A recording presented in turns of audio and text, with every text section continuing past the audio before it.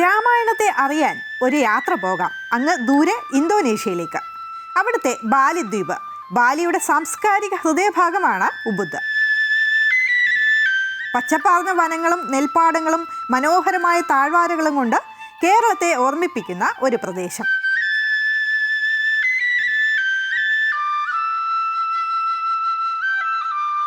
ഇതിലൂടെയാണ് അയുങ് നദി ഒഴുകുന്നത്. ബാലിയിലെ ഏറ്റവും നീളം കൂടിയ നദിയാണ് അയൂബ്. സാഹസിക റാഫ്റ്റിങ്ങിന് ഏറെ പ്രശസ്തം. അതിനേക്കാളൊക്കെ ഈ നദി ഇപ്പോൾ ശ്രദ്ധ നേടുന്നത് മറ്റൊരു കാര്യത്തിലാണ്: ഈ നദിയിലെ ശില്പഭംഗി. രാമായണത്തിന്റെ സ്പന്ദനമാണ് ഈ നദിക്കരയാകെ.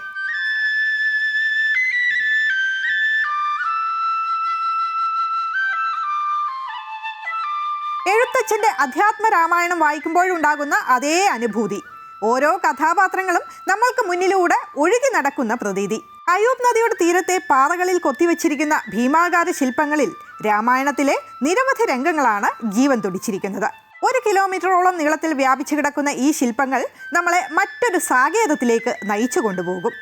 ശ്രീരാമന്റെ ജനനം, സീതയുമായുള്ള വിവാഹം, രാമന്റെ വനവാസം, രാവണൻ സീതയെ അപഹരിക്കുന്ന രംഗം, ഒടുവിൽ രാമരാവണ യുദ്ധവും ശ്രീരാമന്റെ വിജയവും ഉൾപ്പെടെയുള്ള രാമായണത്തിലെ പ്രധാന സംഭവങ്ങൾ അത്രയും മനോഹരമായിട്ടാണ് ഇവിടെ ആവിഷ്കരിച്ചിരിക്കുന്നത്.